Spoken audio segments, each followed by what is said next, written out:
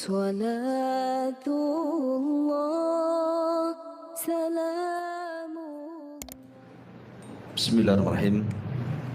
Assalamualaikum warahmatullahi wabarakatuh.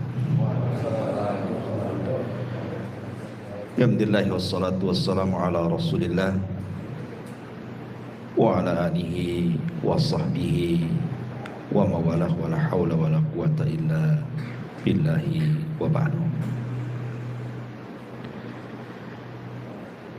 Alhamdulillah, di malam hari ini kembali kita duduk untuk bertolabul ilmi, dan kita lanjutkan kajian kita masih membahas tafsir dari juz amma, dan kita masuk pada ayat dari surah At-Tariq, in kullu nafsin lama 'alaiha hafid. Baik, a'udzu billahi minasyaitonir rajim.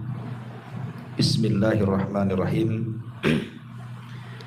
In kullu nafsin lama, bisa juga dibaca lamma. Ada dua qiraah di sini.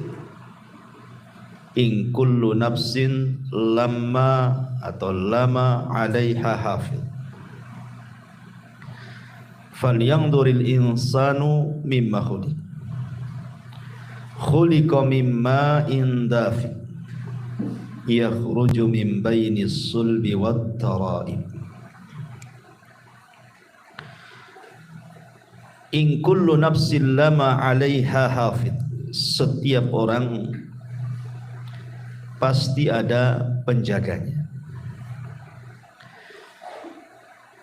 Falyanzuril insanu mimma khuliq. Maka hendaklah manusia memperhatikan dari apa dia diciptakan. Khuliqa min ma'in dafiq. Dia diciptakan dari air mani yang terpancar. Yakhruju min baini sulbi wat tara'ib. Yang keluar di antara tulang punggung atau sulbi dan juga tulang dada. Taib.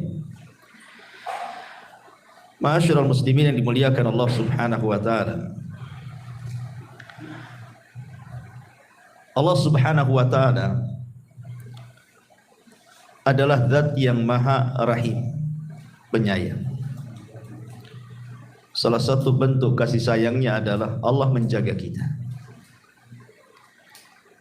Dan Allah Subhanahu wa ta'ala berfirman di dalam surah Yusuf ayat 64, Fallahu khairun hafidha wa huwa arhamur rahimin.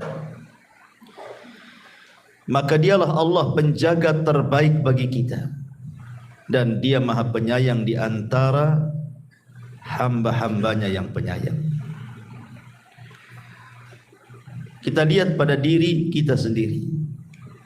Ketika kita berada di perut ibu kita, masih dalam segumpal air mani, siapa yang menjaga kalau bukan Allah Subhanahu wa ta'ala? Padahal posisi segumpal mani itu belum kokoh dalam rahim seorang ibu. Makanya kita lihat kalau ada wanita hamil muda, biasanya disuruh untuk istirahat karena akan mudah keguguran. Apalagi di bawah usia 4 bulan. Tetapi karena Allah Subhanahu wa ta'ala telah memberikan penjagaan, dari segumpal mani berubah menjadi segumpal darah. Kemudian Allah jaga lagi. Dari segumpal darah Allah ganti menjadi segumpal daging. Dan Allah bentuk, Allah jaga lagi. Bahkan Allah sediakan rezekinya. Kemudian setelah dia keluar dari perut ibu, kemudian menjadi bayi, Allah jaga lagi sampai dia menginjak anak-anak, remaja, dewasa, sampai seusia antum ini Allah jaga, diberikan rezeki, rumah, tempat tinggal, pekerjaan, dan begitu seterusnya. Siapa yang memberikan penjagaan ini? Allah Subhanahu wa ta'ala. Makanya Allah mengatakan fallahu khairun hafidh. Dialah sebaik-baik penjaga kita. Kalimat hafid di dalam ayat ini, hafid itu ada dua macam. Ulama tafsir mengatakan pertama hifdhu ar-riayati wal himayah, dan yang kedua hifdzul muraqabati. Jadi maknanya in kullu nafsin lama 'alaiha hafid, bahwa setiap manusia, setiap jiwa itu Allah Subhanahu wa taala pastikan ada penjaganya. Yang pertama hifdzur riayah wal himayah, artinya Allah Subhanahu wa taala menjaga kita dalam kondisi apapun dari hal-hal yang kita benci. Seperti umpamanya antum berjalan di jalan raya, harusnya antum ketabrak atau mungkin antum nabrak, tidak jadi ketabrak dan tidak jadi nabrak. Siapa yang menjaga? Allah. Atau antum kemudian harusnya berjalan di sebuah jalan samping parit, harusnya antum jatuh, ataupun antum jatuh betul-betul, tetapi terkadang tidak ada apa-apa, tidak ada luka, tidak ada apa-apa, Allah selamatkan. Siapa yang menjaga? Allah, kan itu. Antum tidur di teras, tidak ada juga binatang-binatang masuk ke lubang hidung, telinga dan begitu seterusnya. Siapa yang menjaga? Allah. Itu namanya hifdzur riayah wal himayah. Allah memberikan penjagaan kepada kita. Tetapi ada juga maknanya adalah hifdzu al-muraqabah. Ini yang paling penting kita bahas. Hifdzu al-muraqabah.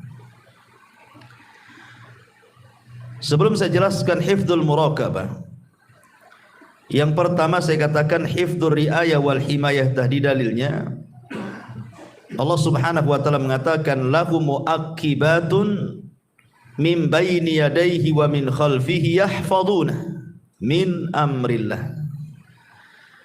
Bagi manusia ada malaikat-malaikat yang Allah tugaskan mengikutinya bergilir-gilir. Di mana? Di muka, di belakang, mereka menjaganya bi amrillah, atas perintah Allah. Jadi Allah memerintahkan malaikat untuk menjaga setiap manusia. Kiri, kanan, depan, belakang, atas, bawah, Allah jaga kita. Ini namanya sekali lagi adalah hifdzu ar-riayah wal himayah tadi. Adapun yang kedua hifdzul muraqabah. Maksudnya hifdzul muraqabah itu Allah Subhanahu wa taala mengutus para malaikat-malaikat yang senantiasa muraqabah, memperhatikan kita, mencatat seluruh perkataan kita, mencatat seluruh perbuatan kita. Dan ini adalah isyarat firman Allah Subhanahu wa taala, wa inna 'alaikum lahafidin kiraman katibin. Allah Subhanahu wa taala mengatakan di dalam surah Al-Infitar, wa inna 'alaikum lahafidin, padahal sesungguhnya bagi kamu ada malaikat-malaikat yang senantiasa mengawasimu, kiraman katibin, yang mulia di sisi Allah dan yang senantiasa mencatat amal perbuatanmu. Imam Ahmad ibn Hanbal rahimahullahu ta'ala, ikhwan, saat dia sakit parah, dia merasakan kesakitan sehingga mengeluarkan suara menunjukkan rasa sakit dia. Kayak kita mungkin bahasa kita itu aduh gitu ya, saking sakitnya merasakan sakit sehingga mengeluarkan al-anin dalam bahasa Arab. Dalam bahasa kitanya aduh gitu ya, saking sakitnya. Tapi dia tidak mengeluarkan kata-kata. Maksudnya kata-kata yang kita kenal, aduh sakit kali, enggak gitu. Cuman kalimat aduh saja. Jadi ada muridnya di samping Imam Ahmad itu menasihati Imam Ahmad dan mengatakan, ya Imam, innal anina kaulun wal kaulu yuktab. Wahai Imam, sesungguhnya suara erungan orang sakit itu dianggap kata-kata, dan setiap kata-kata pasti dicatat. Dan Allah mengatakan, wa ma yalfidu min qaulin illa ladaihi raqibun atid. Dan tidaklah ucapan manusia kecuali dicatat oleh raqib dan atid. Langsung terdiam Imam Ahmad. Subhanallah. Ya. Padahal dia merasakan sakit luar biasa. Kalau kita bukan ngereng saja, muring-muring. Gitu ya. Imam Ahmad tidak muring-muring, artinya enggak mengeluarkan kata-kata gitu ya. Hanya adu saja. Ketika diingatkan muridnya bahwa kalimat adu adalah kalimat dan kalimat akan dicatat, langsung terdiam dia. Takut dicatat itu bagian daripada sebuah keburukan. Makanya ma'asyiral muslimin yang dimuliakan Allah Subhanahu wa taala, seseorang itu penting untuk menjaga kata-kata. Karena kalau kita melihat di masyarakat ikhwan, ada kata-kata itu sadar ataupun tidak, entah karena kejahilan atau memang tidak tahu hukumnya, terkadang dia mengucapkan kalimat tanpa sadar bahwa kalimat itu sebenarnya perbuatan dosa. Saya akan contohkan beberapa kalimat-kalimat yang suka dibicarakan di masyarakat. Seperti umpamanya kalimat-kalimat terkejut. Saya sering mendengar itu kalimat astaga. Pernah tuh mendengar? Ada lagi ditambah astaga naga. Ada naganya pun ada. Gitu. Coba. Orang terkejut bilang astaga. Mungkin astagfirullah itu maksudnya gimana itu? Saya sering dengar itu kalimat seperti itu. Ya. Apa maksudnya? Siapa astaga ini? Disebut-sebut pula astaga. Kalau astagfirullah mungkin kan itu ya. Tapi ada juga yang kemudian maksudnya baik, tapi salah meletakkan makna. Contoh umpamanya kalimat subhanallah dengan masya Allah, ya kan? Subhanallah itu berarti maha suci Allah. Seharusnya diucapkan ketika melihat atau mendengar sebuah keburukan atau hal-hal yang tidak baik. Jadi kalau antum mendengar, melihat hal-hal yang buruk atau tidak baik, ucapkan subhanallah. Ya. Tapi kalau seandainya antum melihat sesuatu yang baik ataupun mendengar sesuatu yang indah, sesuatu yang enak didengar, maka kita akan masya Allah. Jangan pula ditukar kan itu. Masyarakat tukar-tukar ya. Kalau lihat yang baik subhanallah katanya. Bukan subhanallah, masya Allah. Mana dalilnya? Suatu ketika Nabi SAW mendekati Abu Hurairah radhiyallahu an. Abu Hurairah ini lagi junub, ya. Dan dia tidak mau ke majelis Nabi, malah menjauh, pergi gitu. Jadi oleh Nabi SAW dipanggil, ada apa engkau wahai menjauh wahai Abu Hurairah? Kenapa engkau menjauh dariku? Kata Abu Hurairah. Kata Nabi SAW. Kata Abu Hurairah, saya sedang junub wahai Rasul. Saya sedang junub wahai Rasul. Apa kata Rasul? Subhanallah, innal mu'min la yanjus. Wahai Abu Hurairah, subhanallah, maha suci Allah. Seorang mukmin itu tidak najis. Kan Rasul melihat sesuatu yang tidak suka, Abu Hurairah pergi kan. Rasul mengatakan subhanallah, ya kan? Artinya sesuatu yang kita tidak suka melihatnya atau mendengar sesuatu yang tidak suka, ucapan subhanallah. Tetapi kalau kita melihat sesuatu yang indah, pemandangan yang indah, antum lihat rumah antum yang indah, masuk kebun antum kok indah sekali, melihat kendaraan antum yang indah, maka Allah Subhanahu wa taala mengatakan dalam surah Al-Kahfi 39, walaula iddakhalta jannataka qulta ma sya Allah la quwwata illa billah in tarani ana aqallu minka malan wa azzu nafara, malan wa walada wa azzu nafara. Dan mengapa ketika engkau memasuki kebunmu tidak mengucapkan masya Allah, la quwwata illa billah, sungguh atas kehendak Allah semua ini terwujud, ya. Tidak ada kekuatan kecuali atas pertolongan Allah, sekalipun engkau anggap harta dan keturunanmu lebih sedikit daripada diri. Keturunanku lebih sedikit daripada dirimu. Ini kan juga salah letak juga kan itu. Tapi okelah, mungkin karena tidak paham. Kadang orang tertukar-tukar nih antara subhanallah dengan masya Allah. Tapi yang lebih parah tadi ucapan astaga itu apa coba? Apa artinya astaga? Siapa yang tahu? Itu bahasa apa astaga itu? Apalagi ada naganya lagi. Ya, astaga naga. Tak tahu lah ada naganya. Udah naga-naga itu dah agama-agama gak jelas. Ya, mungkin nyembah naga. Tapi yang jelas bahwa kalimat-kalimat ini kan tidak boleh. Kalau memang kita terkejut, lihat terkejutnya. Kalau terkejutnya melihat sesuatu yang tidak suka, ucapkan subhanallah. Kalau terkejutnya melihat suka karena tiba-tiba ada uang banyak depan, masya Allah, alhamdulillah kan gitu ya. Itu harusnya kalau terkejut-kejut, bukan astaga, kan masalah. Ya. Atau umpamanya contoh yang lain, ya. Umpamanya kita melihat seseorang yang Allah berikan nikmat, entah pekerjaannya bagus, kemudian juga diberikan harta yang banyak, rumahnya bagus, kendaraannya bagus, kaya, ya, atau mungkin dapat jabatan, ya.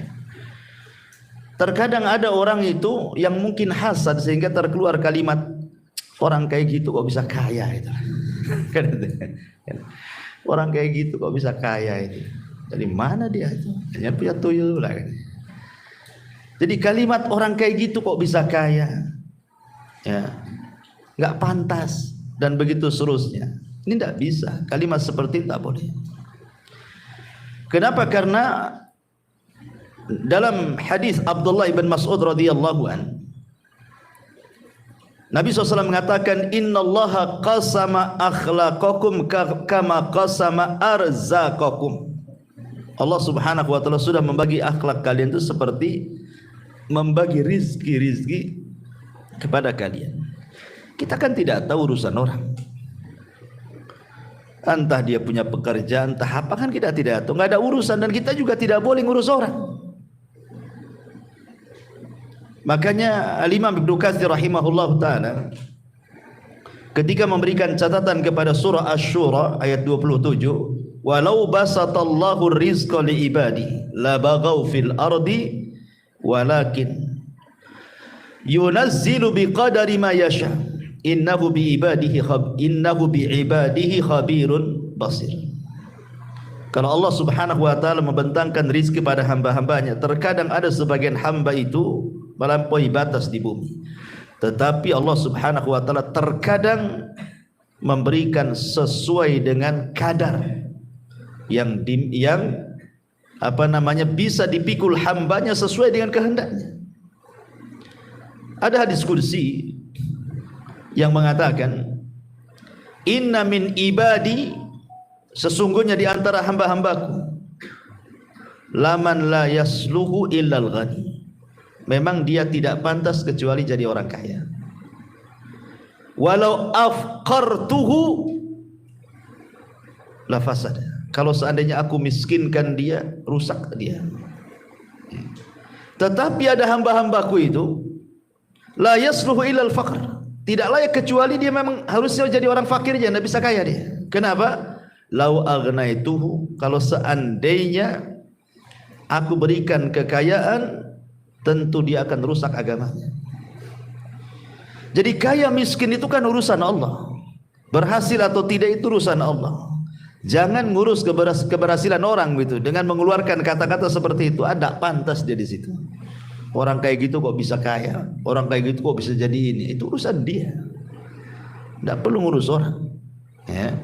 Karena kalimat-kalimat seperti ini bertentangan gitu ya, tidak boleh.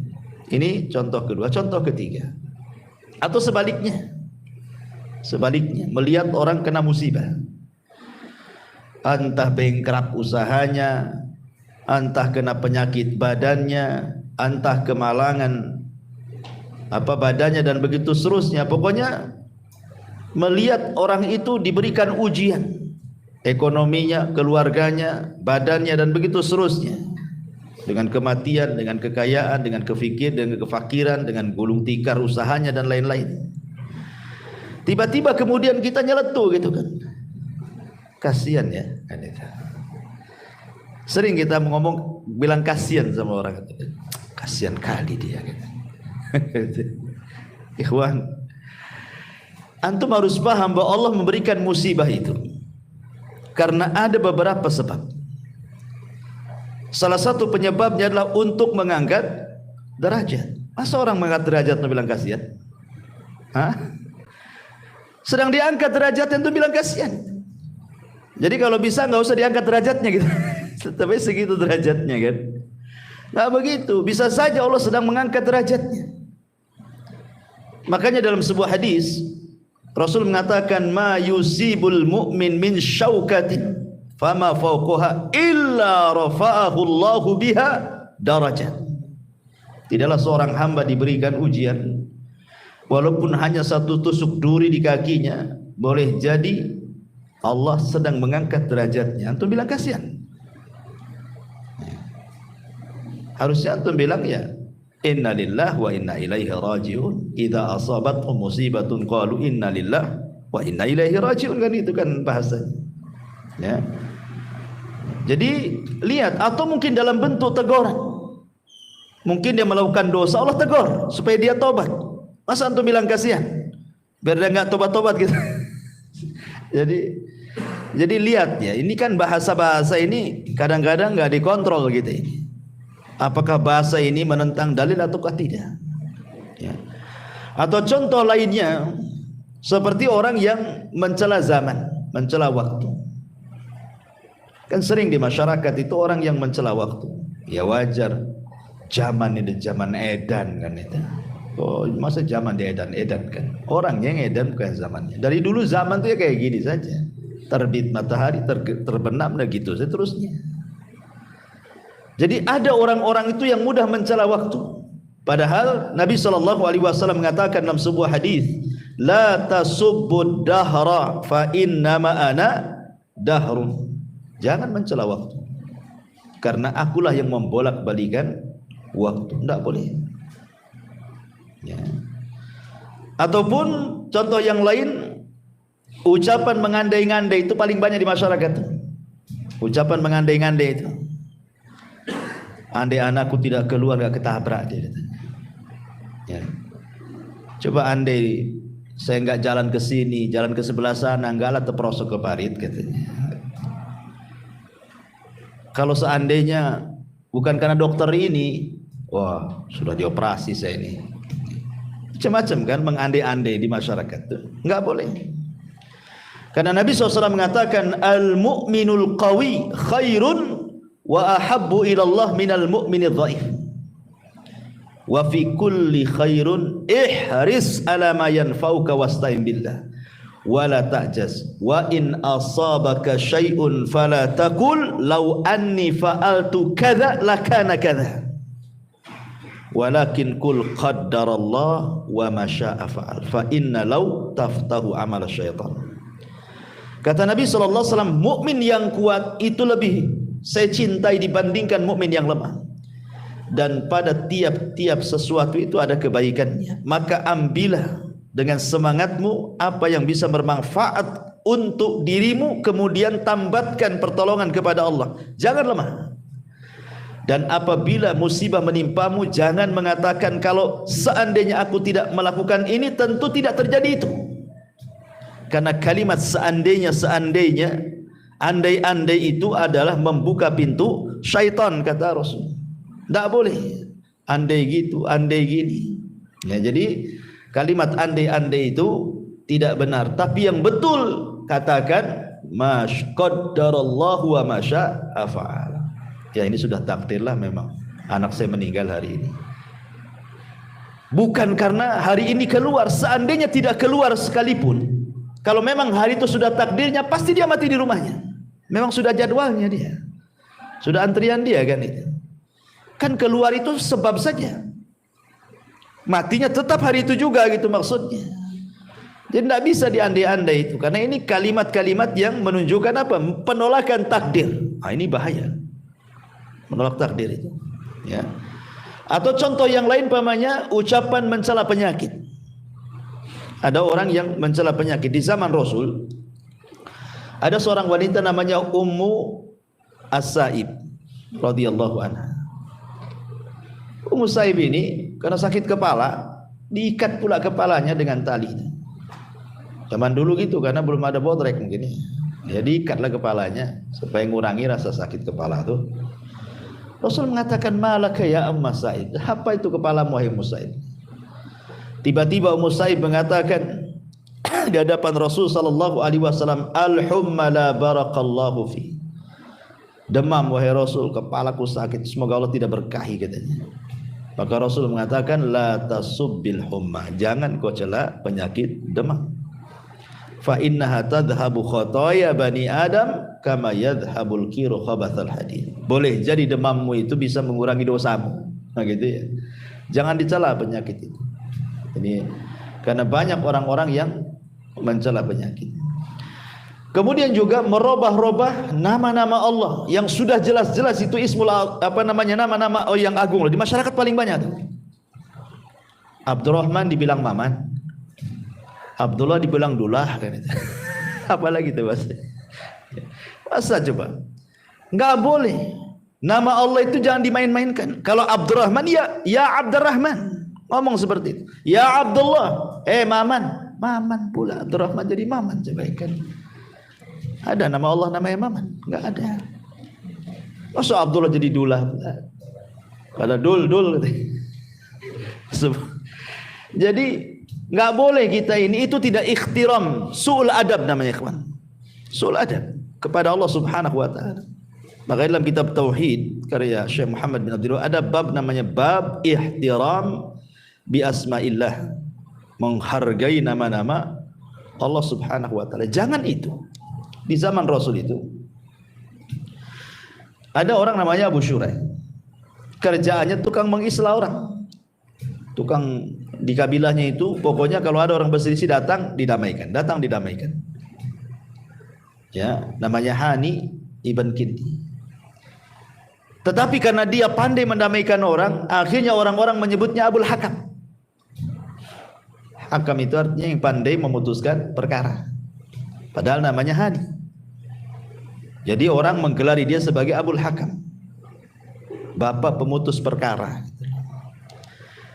Jadi dia datang kepada Nabi SAW dan mengatakan, ya Rasulullah, sungguhnya kaumku kalau berselisih mereka datang kepadaku, dan aku berhasil dengan hukum yang aku terapkan, mereka berdamai, kebanyakan damai. Kata Rasulullah, ma ahsana hada, alangkah indahnya perbuatan kamu. Tetapi orang ini mengatakan, kaumku menyebutnya Abul Hakam. Nah, Rasul mulai gak enak tuh. Kata Rasul, kamu punya anak berapa? 3. Siapa nama anakmu? Pertama Syuraih, yang kedua Muslim, yang ketiga Abdullah. Maka Rasul mengatakan, anta Abu Syuraih, kamu Abu Syuraih, bukan Abul Hakam. Kan itu diganti sama Nabi. Ya. Kenapa demikian? Karena hakam itu milik Allah. Innallaha hakamun wa ilaihil hukmu. Allah itu hakam, semua hukum kembali kepada Allah. Jadi itu saja disalahkan, apalagi mempermainkan nama tuh. Abdurrahman jadi Maman. Bahaya lagi. Bilang ya Abdurrahman, ya Abdullah kan gitu. Ini kan kalimat-kalimat di masyarakat kan enteng saja ngomong kayak gitu. Anda sedang tidak beradab dengan Allah tuh. Hati-hati dicatat setiap ucapan kita itu. Ya. Atau ada sebagian ya mungkin praktisi-praktisi kesehatan, dokter-dokter yang lainnya, ya kadang-kadang lagi ngobati pasien gitu kan. Ya mudah-mudahan kami upayakan, sisanya kita kembalikan kepada Allah. Masa Allah dikasih sisa pula. Sisanya kepada Allah kan. Ya kami upayakan lah, mudah-mudahan sembuh. Ya sisanya kepada Allah katanya. Saya dengar kalimat kayak gini. Ikhwan, ya. Masa Allah dikasih sisa? Enggak bisa. Karena Allah Subhanahu wa taala mengatakan dalam Al-Qur'an, "Qul innal amra kullahu lillah." Semua urusan itu milik Allah dari awal sampai akhir, bukan urusan kita. Kalau mungkin bahasanya ya kami usahakan, tapi semua ini tergantung Allah. Itu mungkin agak benar bahasanya. Tapi kalau disisain itu, itu nggak benar tuh kalimat sisa. Sisanya saya kembalikan kepada Allah. Saya seolah-olah apa? Dia yang banyak, Allah yang sisa kan itu ya. Ini kan su'ul adab juga ya. Nggak boleh ngomong begitu. Dicatat tuh malaikat raqib atid. Ya. Atau umpamanya kalimat yang lain juga seperti di zaman Rasul ada orang yang datang kepada Rasul, Masya Allah wa sya'a wa syi'ta. Masya Allah wa syi'ta. Atas kehendak Allah dan kamu. Kata Rasul, jangan. Kalimat itu tidak benar. Katakan Masya Allah wahdah. Katakan atas kehendak Allah saja. Jangan bawa-bawa aku katanya. Dan ini kalimat yang paling afdal. Sekalipun harus bawa orang, jangan pakai dan, jangan pakai waw, tetapi kalimat summa kemudian. Kalau bukan karena Allah kemudian, itu nggak apa-apa. Yang lebih parahnya, Allah sudah tidak dibawa-bawa, orang lain, makhluk Allah pula yang dibawa. Ya itu semua berkat kamu katanya. Lah berkat kamu pula katanya. Allahnya mana? Ya, harusnya ini semua berkat Allah kemudian kamu kan itu. Ya ini semua karena kamu juga. Nggak boleh kalimat seperti itu. Itu syirik asghar. Walaupun hatinya yakin Allah semua berkehendak, tapi dalam Islam itu ucapan orang dijaga. Ya, wa in kullu nafsin lama 'alaiha hafid. Ada penjaganya, ada yang catat loh. Jangan sembarang ngomong itu. Makanya ada hadis Nabi SAW mengatakan, wa innal 'abda la yatakallamu bil kalimati la yulkilaha balan min sakhatillah yahwi sahibuha fi nari jahannam ab'ad ma bainal masyriqi wal maghrib. Ada seorang hamba itu ikhwan, kata Nabi, mengucapkan satu kalimat tanpa sadar diucapkan. Tanpa sadar. Seperti orang yang latah itu kan tanpa sadar tuh. Kaget jangkrik katanya. Orang kaget kok ngomong jangkrik atau ngomong apa. Kadang-kadang yang kotor ada juga tuh. Saya pernah mendengar tuh orang kaget yang diucapkan itu naudzubillah kemaluan orang. Diucapkan pula itu lagi. Setiap dia kaget itu pula yang diucapkan. Lihat kata Nabi, terkadang ada seorang hamba mengucapkan satu kalimat tanpa sadar. Nah, itulah orang kaget itu nggak sadar tuh. Toto ngomong saja kan. Rupanya kalimat itu membuat Allah murka. Apa yang terjadi? Cukup dengan satu kalimat itu Allah masukkan ke dalam jahanam yang jauhnya lebih jauh dibandingkan jarak barat dan timur.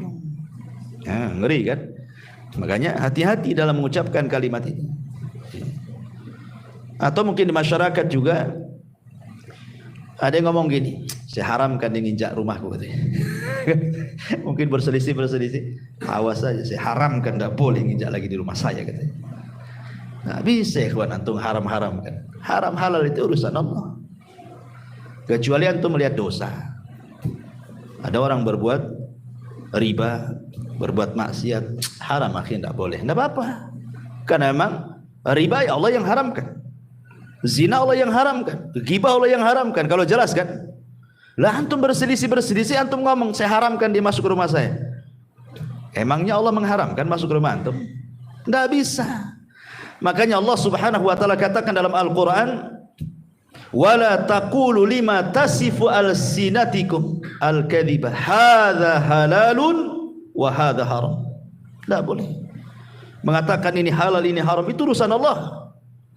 Allah lah yang mengharamkan, Allah lah yang menghalalkan.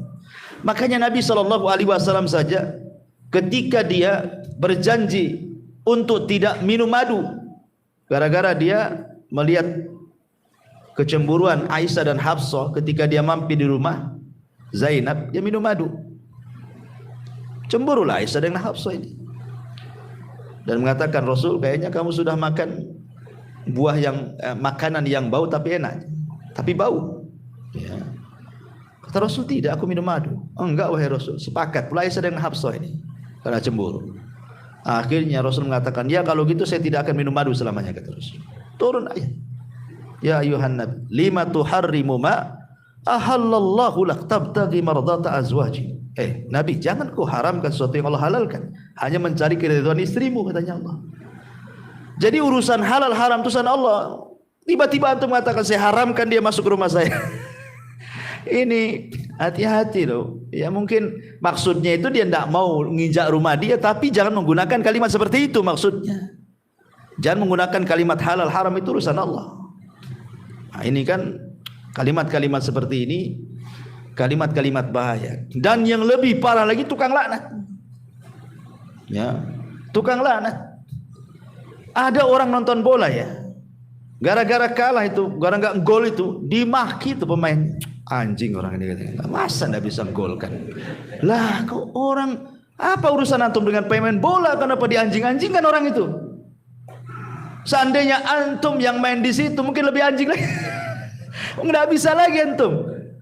Mungkin nggak dapat bola di lapangan itu. Antum bisa mencela, nengok YouTube lo bisa mencela. Oh goblok kamu. Orang lo digoblok-goblokin, nggak kenal pun tidak. Hanya gara-gara nonton aja, entah nonton apa digoblok-goblokin orang itu. Jadi ini kan tukang laknatnya, hati-hati.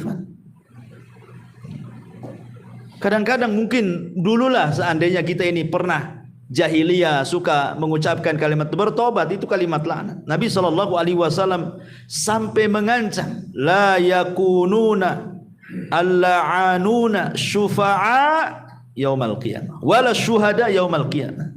Tukang laknat itu tidak akan dapat syafaat, bahkan tidak jadi saksi pada hari kiamat. Diancam dengan enggak dapat apa-apa loh ya. Makanya di sini Allah Subhanahu wa taala mengatakan bahwa di antara makna hafid adalah hifdzul muraqabah. Artinya Allah mengutus malaikat-malaikat itu yang menjaga kita dengan cara mencatat. Semua kata-kata kita dicatat. Tidak ada satupun kata-kata yang keluar kecuali dicatat. Sehingga ulama mengatakan kata-kata manusia itu ada 3. Ada yang terkandung dosa secara mutlak, ada yang terkandung pahala secara mutlak, ada yang tidak terkandung dosa dan juga pahala. Tiga-tiganya dicatat kata para ulama. Baik yang mengandung dosa secara mutlak dicatat, mengandung pahala secara mutlak dicatat, ataupun yang tidak mengandung dua-duanya dicatat. Tapi apakah kemudian tiga-tiganya dihisab? Wallahu a'lam. Ada yang mengatakan yang dihisab adalah yang kata-katanya mengandung pahala secara mutlak dan yang mengandung dosa secara mutlak. Yang tidak mengandung pahala dosa tidak dihisab. Ada yang mengatakan tiga-tiga dihisab. Naudzubillah.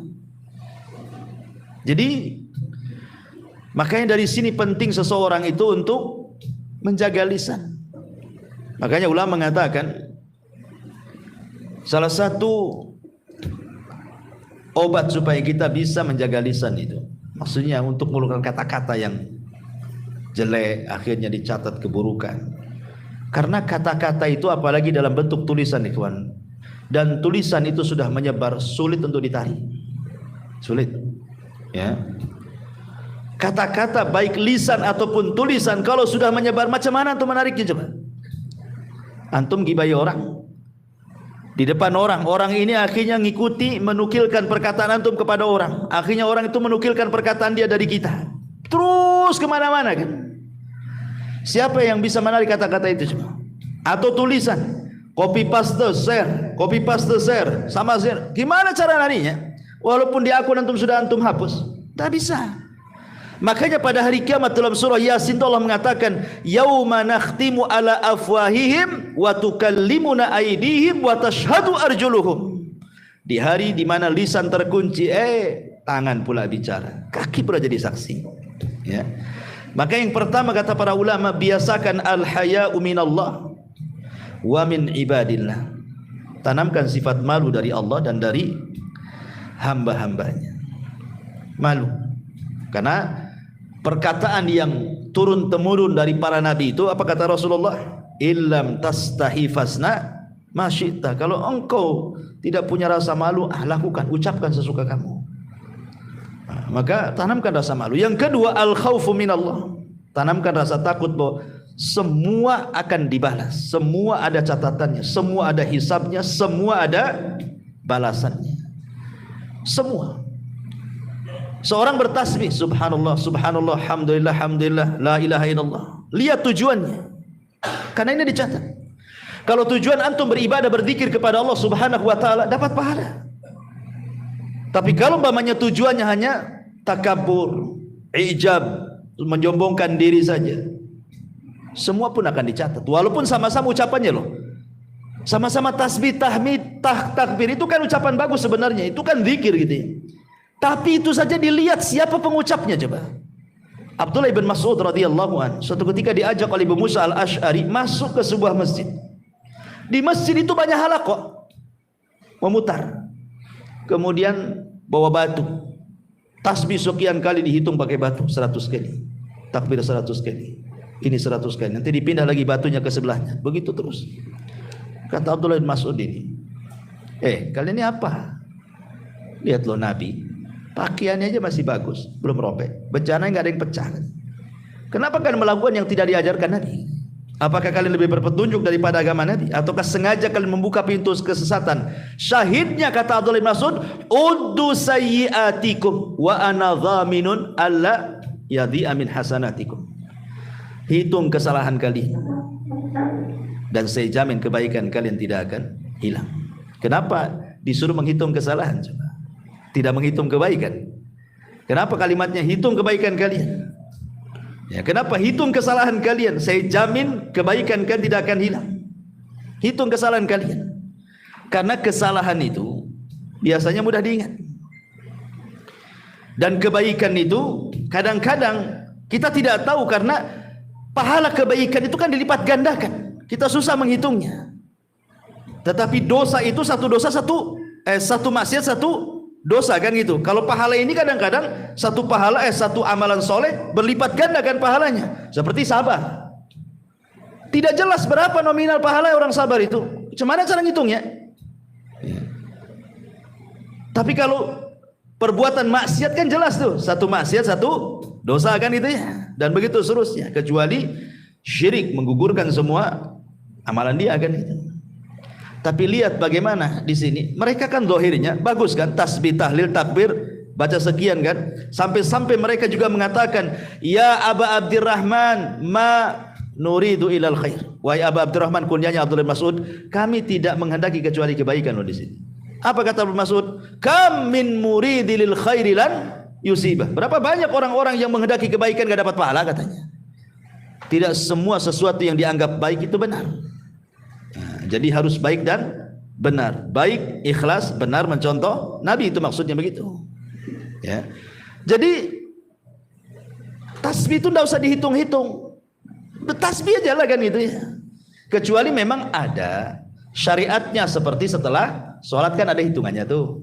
Sekian kali tasbih 33, takbir 33, tahmid 33, genapkan dengan la ilaha illallah wahdahu la syarikalah kan. Atau umpamanya siapa yang membaca subhanallah bihamdi 100 kali dalam sehari semalam, maka akan dihapuskan dosanya walaupun seperti buih di lautan. Adalah perkara-perkara yang memang di sana disunahkan untuk dihitung kan gitu.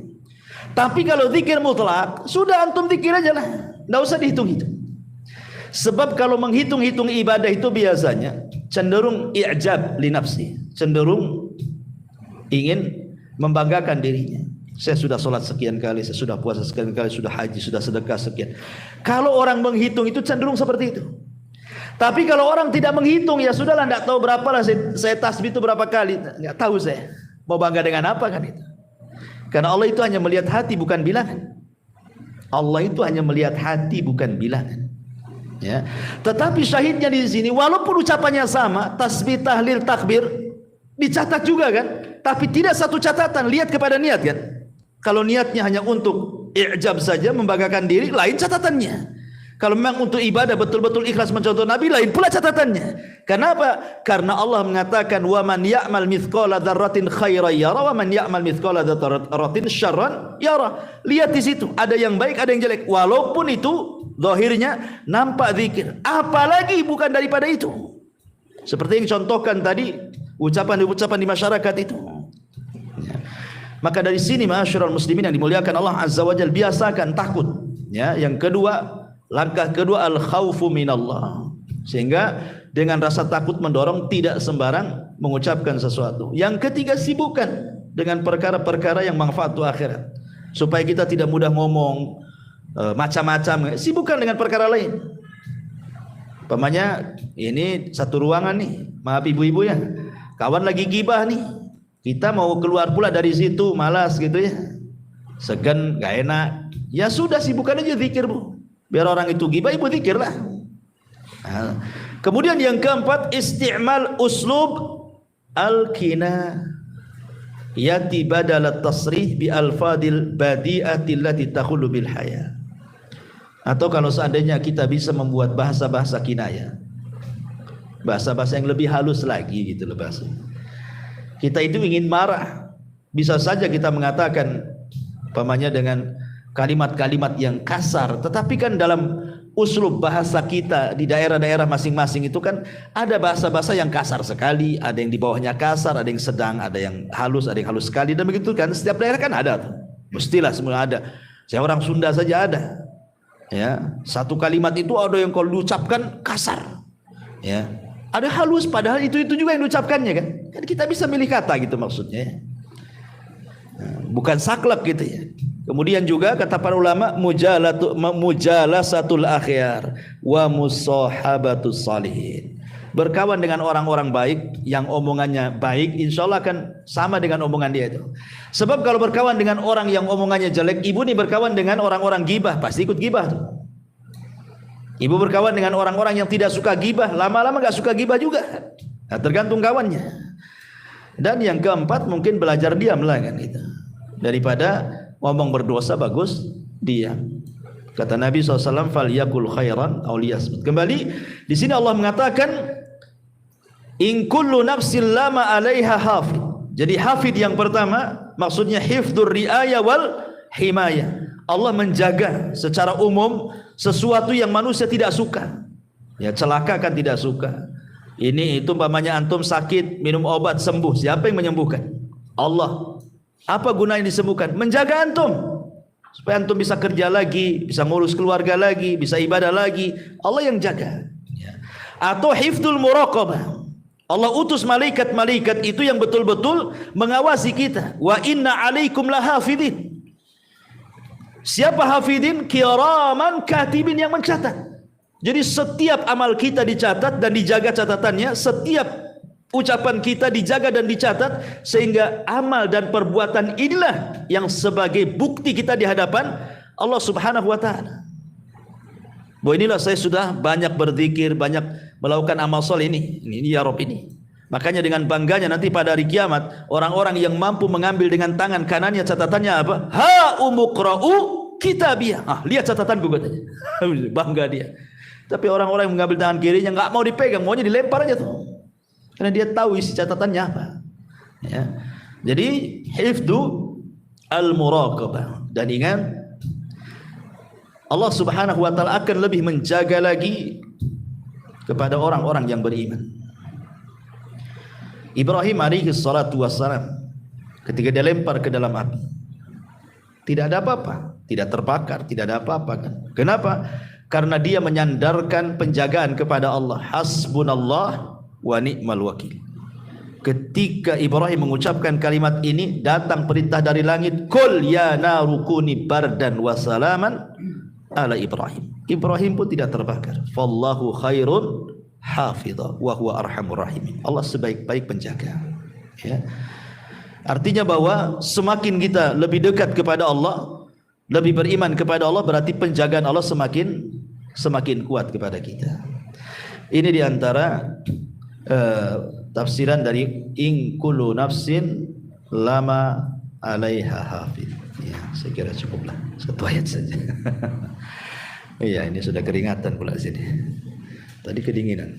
Nah, tapi sebelum saya tutup, kalau ada yang mau tanya sih.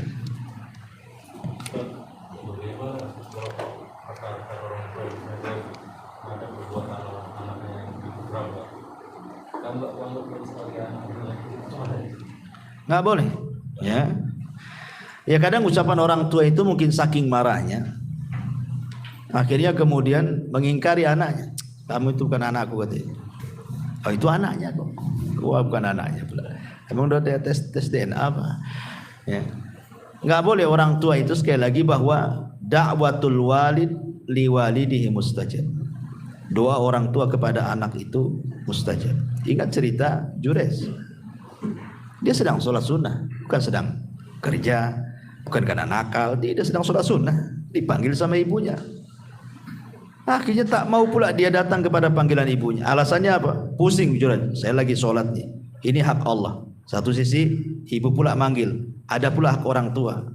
Nimbang, nggak benar lah, hak Allah lebih saya utamakan. Tetap dia sholat. Padahal secara hukum dibatalkan sholatnya karena panggilan orang tua itu wajib, sholat sunnahnya sunnah sana. Sunnah saja kan, al wajib lebih dahulukan dibandingkan yang sunnah kan itu. Tapi Juraid karena dia tidak tahu ilmunya, sampai ibadah terus karena Juraid itu sholat terus dia, tidak berhenti sholatnya.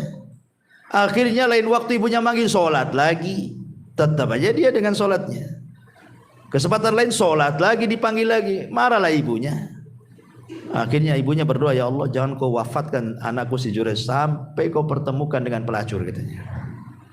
Terlontar kalimat seperti itu. Ikhwan, ya, zalim kepada orang saja, menyakiti orang, kalau dia sampai berdoa kepada Allah mustajab, ikhwan. Apalagi sama orang tua. Sampai seorang saya bercerita, ada seorang dokter. Dokter ini paling hebat di mustaswa, di rumah sakit itu udah paling hebat. Sudah mengeluarkan karya-karya. Pokoknya ilmunya paling hebat lah di rumah sakit, di antara rekan-rekannya itu. Sehingga dia sombong. Akhirnya kemudian dia suka menyakiti hati rekannya dengan kalimat-kalimat yang kasar. Akhirnya rekan ini merasa sakit hati. Tiba-tiba dia berdoa kepada Allah Azza wa Jalla. Orang yang disakiti ini, tengah malam, sepertiga malam, dia menengadahkan tangan ke ya Allah, sebagaimana kau berikan dokter itu kecerdasan karena kedua matanya. Dan orang cerdas karena banyak baca kan itu. Sebagaimana kau berikan kecerdasan kepada dokter itu dengan kedua matanya, ya Allah butakan matanya. Akhirnya Allah mustajab doanya. Beberapa waktu kemudian entah kenapa matanya sakit, kemudian diobati sampai dioperasi nggak tertolong, buta lah mata dokter itu, buta. Ini doa mustajab kan, orang yang zalim. Akhirnya pulang buta. Awalnya istrinya yang mau merawat dia, namanya suaminya, sehari, 2 hari, setahun, 2 tahun, 3 tahun, 4 tahun. Lama-lama bosan juga istrinya. Apalagi uangnya habis karena untuk perawatan suaminya. Buta, orang buta nggak bisa kemana-mana. Ya. Akhirnya kemudian istrinya mulai datang setan ngasih was-was. Disuruh dibuang ke panti jompo. Sudah tua. Dibuang ke panti jompo suami yang buta. Akhirnya udah lama-lama di panti jompo, minta cerai. Habis dunianya. Jadi suatu ketika dia sedang berjalan, ketemulah rekan sesama dokter. Zaman dulu dia masih di atas angin itu. Kemudian rekan dokternya mengatakan, wahai dok, kira-kira kalau seandainya Allah berikan sesuatu kepadamu, apa yang kau hayalkan? Kata dokter, demi Allah, seandainya aku tidak diberikan kecerdasan, tidak diberikan karya, jadi orang awam saja tidak apa-apa, tapi Allah berikan pandangan mata kepada aku. Hanya minta itu saja. Gak apa-apa aku bodoh kayak orang-orang awam, tidak perlu jadi dokter, jarang, gak apa-apa. Yang penting aku bisa melihat, katanya. Ya kan? Nah, apalagi ini Juraid ini kan cerita orang tua ini. Orang tua disakiti, kawan. Ya betul-betul didatangkan pelacur akhirnya kan menggoda Juraid. Sampai akhirnya pelacurnya berzina dengan penggembala, hamil, melahirkan, dituduh pula si Juraid yang menghamili. Digempur tempat ibadahnya, hampir dibunuh si Juraid. Kalau bukan karena Allah menjaga Juraid ini. Sebelum dibunuh dia mengatakan, kembalikan tuh si bayi-bayi yang kau tuduhkan tuh anakku, katanya. Cubit. Dicubit akhirnya. Man abuk, siapa bapakmu? Tiba-tiba ngomong pula bayi ini, bapak saya penggembala kambing. Coba kalau bayi-bayi hasil zina bisa bicara, ya kawan. Hati-hati antum. Man abuk, katanya. Semua kena. Masyaallah muslimin yang dimuliakan Allah Azza wa Jalla. Jadi sebaiknya kalau kita sebagai orang tua, memang terkadang ada orang tua itu saking marah sekali kan gitu. Ya ini juga nasihat kepada saya, antum tuh siapapun gitu. Ya harus berusaha lah. Kadang-kadang kita juga, saya juga kadang-kadang kalau terlampau ini kadang nyesal juga kan itu. Ada terpaksa ngomong, nyesal juga setelahnya. Memang harus dibiasakan. Dibiasakan. Artinya kalau kita semarah apapun itu, kalau bisa orang tua itu tafaul saja. Tafaul itu maksudnya ucapkan kalimat baik, mudah-mudahan bisa membalik 180 derajat anak kita. tafaul. Anak tuh nakalnya luar biasa. Secara logika susah dia sadar. Apalagi anak tanggung-tanggung tuh biasanya tuh nakal-nakal tuh. Anak SMP itu tanggung-tanggung tuh yang kurang ajar biasanya. Tafaul saja, mudah-mudahan dengan tafaul itu Allah rubah 180 derajat. Yang kita anggap mustahil anak itu bisa berubah, tapi Allah bisa memungkinkan. Betapa banyak kok anak-anak nakal berubah, akhirnya dia pula anak yang berbuat baik sama orang tuanya. Al-tafaul itu maksudnya kalau dia nakal, ucapkan kalimat doa. Seperti yang dilakukan ibunya Sudes, ya. Ketika Imam Sudes dulu mau nakal disebutkan dalam biografinya. Daripada kau nakal Sudes, kau masuk ke haram, kau jadi imam di sana katanya. Kau jadi imam. Ya. Jadi kalau antum nakal, coba lu saja, gantikan Abu Mero di sana. Ya. Ya, masyaallah muslimin yang dimuliakan Allah Azza wa Jalla. Jadi sebaiknya jangan, apalagi sampai kemudian lebih daripada itu. Mati aja nak katanya. Kalau kau tahu kayak gini katanya. Waktu bayi udah kecekik kamu itu katanya. Biar mati gitu. Nah, jadi kadang-kadang ada orang tua seperti itu. Ya itu kan kembali kepada kita sebenarnya. Kenakalan anak itu kan kembali kepada orang tua. Makanya kata Al-Imam Ibnul Qayyim rahimahullah ta'ala, dia mengatakan bahwa ifsadul abna, rusaknya anak-anak itu kebanyakan apa? Karena orang tua yang merusaknya. Bukan pesantren, bukan sekolah, bukan guru ngaji, bukan. Kebanyakan yang merusak anak-anak itu orang tua. Kata Imam Ibnul Qayyim. Sebab kalau orang tua dari awal dia mencari jodoh, cari yang solehah atau cari yang soleh kan gitu ya. Kemudian punya anak, tentu otomatis kalau dua orang tuanya soleh-solehah kan pasti akan dididik dari kecil. Ya, sudah cari jodohnya aja salah. Ketika punya anak pula nggak dididik dan begitu seterusnya, ya wajar lah. Ketika sama-sama sudah tobat, ibunya tobat, bapaknya hijrah, anaknya pengen hijrah, tergesa-gesa ke ibunya. Kadang-kadang disitulah diuji orang tua. Dulu ketika masih awam tak ada gini gitu. Karena hidupnya umum seperti masyarakat, ya ndak sholat, ya ndak puasa, ya ndak apa, kuliner sana sini gitu, senang-senang. Sekali ngaji hijrah dua-duanya pengenlah nari anak-anaknya juga. Iya, orang tua sudah dewasa, senang dia mikir. Istri diajak mau saja kan gitu. Sekali anak yang belum siap, dia ajak. Murka dia. Yang biasa main sana sini dilarang, jangan main, pulang. Ribut ya kan sama orang tuanya. Ya. Sampai saya itu macam-macam itu kasus di Jabal Uhud anak-anak itu. Kadang-kadang kasihan orang tua, diuji betul sama anaknya. Ya memang begitulah kadang-kadang kodrat anak itu jadi fitnah jadinya kan. Ya. Wallahu a'lam. Baik, saya kira cukup. Subhanallah bihamdika, asyhadu an la ilaha illa anta astaghfiruka wa atubu ilaik. Allah taala. Assalamualaikum warahmatullahi wabarakatuh. Salam